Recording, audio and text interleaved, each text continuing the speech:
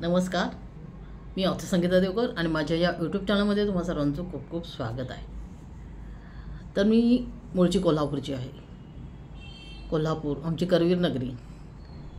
तिथे कोल्हापूरमध्ये अनेक कलाकार, लेखक, कवी या मातीत जन्मलेले आहेत.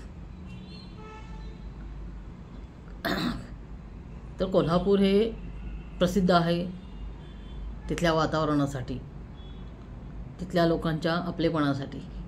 तिथली मिसळ, तिथला वडापाव आणि तिथलं कुस्ती किंवा म्हशीचं दूध, गोकुळ दूध. तसेच अजून एका गोष्टीसाठी कोल्हापूर प्रसिद्ध आहे, ते म्हणजे कोल्हापूरची भाषा. आता पुण्यात आल्यानंतर आपोआपच कोल्हापुरी भाषा मागे पडत गेली आणि पुण्याची भाषा आपसुकच तोंडी यायला लागली. त्यामुळे आता लिखाण करताना देखील अस्सल पुणेरी शुद्ध भाषेमध्ये लिखाण केलं जातं. पण कधीकधी कोल्हापुरी भाषेची, माझ्या भाषेची आठवण जरूर होते. तर याच भाषेबद्दल मला सांगायचं, या भाषेतल्या गमती जमती किंवा कोल्हापुरी भाषा कशी आहे आणि ते तशी का आहे याबद्दल मला तुम्हाला सांगायचं. तर महाराष्ट्रातील कोल्हापूर भागात बोलली जाणारी भाषा ही मराठीची एक बोली आहे. या बोलीत लय काढून बोलण्याची लकब आहे. या भाषेमध्ये रांगडेपणा व शिव्यांचा सर्रास वापर केलेला आढळतो. कोल्हापूरच्या भाषेचं आगळं वेगळं वैशिष्ट्य म्हणजे येथील स्त्रियांची भाषा. तर तुम्ही ऐकली असेल, ज्यांनी कोल्हापूरला गेले असेल किंवा कोल्हापूरचे कोणी तुमचे नातेवाईक असतील, तर तिथे सर्रास स्त्रिया देखील पुरुषांसारखं बोलतात. मी येतो, मी जातो, मी करतो असं. तर यामागे कारण काय आहे, तर व्याकरण व्यवस्थेत लिंग वचनाबद्दल मोठा फरक स्त्रियांच्या भाषेत येतो.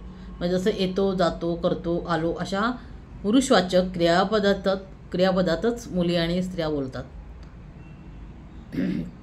तर एकाच वेळी भरड रांगडी पुरुषवाचक बोलीरूपाने त्यास सामाजिक सांस्कृतिक वेगळेपण प्राप्त झालेलं आहे. कारण काय, तर पूर्वी जसं इतिहासकालीन संदर्भ असे आढळतात की स्त्रियांना खूप आदराने सन्मानाने वागवलं जायचं. मग त्यांना तो सन्मान मिळावा, देता यावा म्हणून मग आहोजाहो बोलण्याची पद्धत होती आणि त्यातूनच मग पुरुषवाचक शब्द येतो, जातो, करतो हे त्यातून येत गेले. त्यामुळे स्त्रियांच्या तोंडीसुद्धा कोल्हापुरामध्ये अशी पुरुषवाचक शब्द आहेत आणि ते तशाच पद्धतीने बोलतात, पुरुषवाचक बोलीरूपात बोलतात, जसं की जातो, येतो वगैरे असं. तर सांस्कृतिक वेगळेपण ह्या भाषेला प्राप्त झालं आहे. त्यामुळे काय मर्दिनी असा उच्चार केवळ या परिसरात स्त्रियांच्याच तोंडी ऐकायला मिळतो, इतर कुठे नाही. तसेच अजून शब्द म्हटलं की कवा आलासा, म्हणजे आपण कधी आला वगैरे असं विचारतो, तो कवा आलासा, येतायसा किंवा जातायसा, गेलायसा अशा अनेक शब्दात उच्चारात स्वाभाविक गोडवा आजही तिथे टिकून आहे. या शब्दांमध्ये भलेही भाषा थोडीशी अडाणी गावंढळ अशी वाटत असली तरी पण या शब्दांमध्ये जो गोडवा आहे, म्हणजे येतायसा, जातायसा हा गोडवा या भाषेतच पाहायला मिळतो. या भाषेतच अजून पण तो टिकून आहे. तर इथं असणारे लोक, याचकांचं जीवन म्हणजे प्रामुख्यानं शेती आहे आणि संस्कृती, शेती आणि संस्कृती यामुळेच कोल्हापूरची भाषा ही अशी बनलेली आहे. तर यायला लागतं आहे, म्हणजे आग्रहानं आपण एखाद्याला आग्रहाने म्हणतो की नक्की यायचं, तू मी बोलवलं तर तुला नक्की यावं लागेल. तर तिथं आग्रहाचं निमंत्रण म्हणजे काय, यायला लागतं आहे. या दोन शब्दात समोरचा समजून जातो की किती आपलेपणाने कोल्हापूरचा माणूस आपल्याला आमंत्रण देतो आहे. नाही म्हणायचं नाही, कुठल्या गोष्टीला नकार द्यायचं नाही. हे खूप जिव्हाळ्यानं आणि आपुलकीनं बोलणारा माणूस कोण, तर कोल्हापूरचाच. तोच असं म्हणू शकतो की नाही म्हणायचं नाही, यंदा द्यायचा दणका काढून, अशी प्रेमवजा धमकी ही कोल्हापुरातच ऐकायला मिळते. तर या भाषेतील आपलेपणा, माणुसकी अजूनही टिकून आहे. कोल्हापुरात कुठेही जा, जो तो व्यक्ती आपलेपणाने तुमची चौकशी करतोच. पण अस्सल रांगडी भाषेत काय, कुणीकडचं पाहुणं असं जेव्हा एखादा रिक्षावाला किंवा आपण जेव्हा एखाद्या रिक्षात बसाल तर नक्कीच रिक्षावाला तुम्हाला अशी तुमची चौकशी करणार की काय, कुणीकडचं पाहुणं.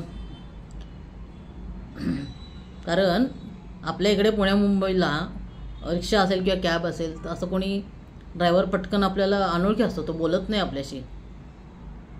इतकं आपलेपणाने तर नाहीच बोलत, पण कोल्हापुरात तुम्ही केव्हाही जा, कुठल्याही रिक्षामध्ये बसा, रिक्षावाला हमखास तुम्हाला अनोळखी असाल तरी देखील तो अनोळखीच म्हणजे बाहेरून गाव आलेला प्रवासी ओळखतोच, त्यामुळे तो रिक्षावाला नक्कीच तुम्हाला विचारणार काय कोणीकडचं पाहुणं म्हणजे कुठून आलात तुम्ही. ही चौकशी हा अगदी म्हणजे आगाऊपणा तुम्हाला वाटेल, पण हा आगाऊपणा नाही, हा आपलेपणा आहे, ही माणुसकी आहे जी आजही कोल्हापुरामध्ये टिकून आहे. आपुलकीने चौकशी करणारा माणूस तो कोल्हापुरातच भेटतो. तर यात आपण गावंढळ आहात किंवा शिक्षित नाही आहोत हा अपराधी भाव कधीच त्या रिक्षावाल्याच्या मनात येत नाही, कारण कोल्हापुराचा माणूस जसा आतून आहे तसाच तो बाहेरून सुद्धा आहे आणि तसाच तो वागतो. तर लळा लावणारी अशी रांगडी अस्सल कोल्हापुरी भाषा, जगात भरी आम्ही कोल्हापुरी, हा केवळ स्लोगन नाही तर त्यांचं वैशिष्ट्य आहे.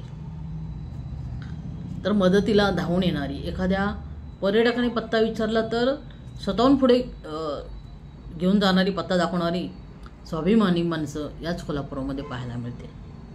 हेच जर तुम्ही पुण्या मुंबईत कोणाला पत्ता विचारलात तर मला नाही वाटत की मोजकीच लोक नीट पत्ता सांगतील, पण कोल्हापुरात जर तुम्ही कोणाला पत्ता विचारलात तो माणूस तुम्हाला स्वतःहून, जवळ असेल तर स्वतःहून नेऊन तिथं सोडेल किंवा व्यवस्थित तुम्हाला आपलेपणाने पत्ता नक्कीच सांगेल.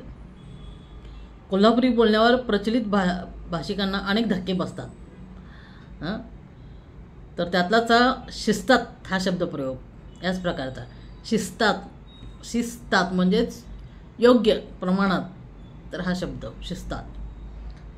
आता अजून एक मजेशीर शब्द कोल्हापुरात वापरला जातो तसं तो म्हणजे जसं की आता लग्न ठरलं असेल तर नववधू आणि नववराचे कपडे खरेदीसाठी जायचं असेल तर खरेदीसाठी मुलाचे कपडे काढायचे आहेत, कपडे काढायला चाललो आहे असं भाषेत बोललं जातं. मुलाचे कपडे काढायचे आहेत.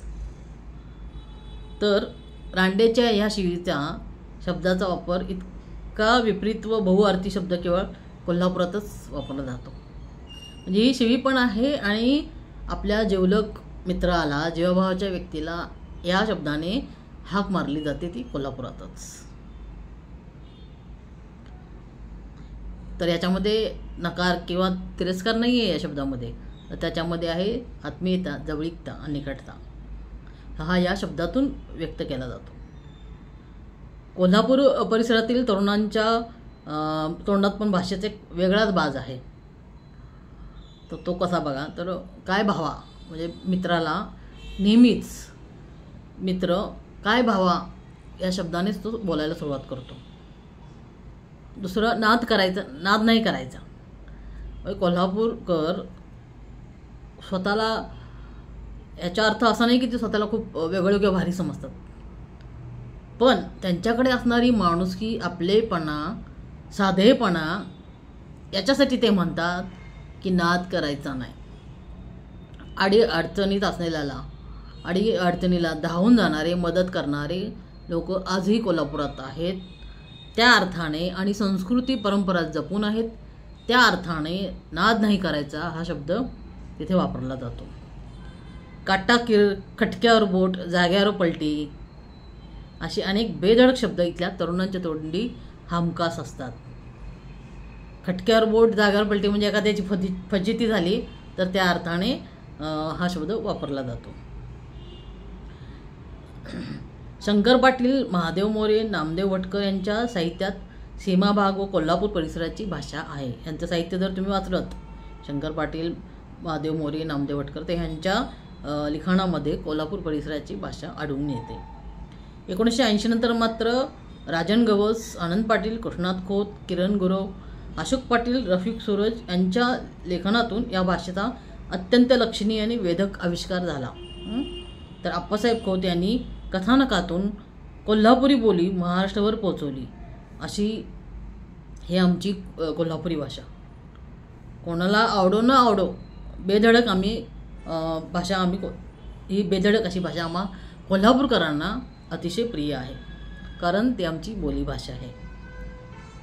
असे बरेचसे शब्द आहेत, खूप शब्दसंग्रह मोठा आहे आणि मजेशीर शब्द आहेत की जे कोल्हापुरामध्येच ऐकायला मिळतील. तर कोल्हापूरबद्दल बोलावं तितकं कमीच आहे. तर आज मी या भाषेबद्दल, कोल्हापूरच्या भाषेबद्दल, रांगड्या भाषेबद्दल मी थोडंसं बोलले, कारण मला भाषेची आठवण झाली. आपण शुद्ध लिहित आपली भाषा विसरत चाललो आहे की काय असं वाटायला लागलं. पण ती बोलीभाषा ती कधी विसरली जाणार नाही आहे. तर कोल्हापूरचे वैशिष्ट्य खूप आहेत, परंपरा आहेत, त्याबद्दलही मी सांगेनच. आज ही कोल्हापूरची भाषा कशी वाटली ते नक्कीच मला सांगा. आणि एक आमचा नाद करायचा नाही.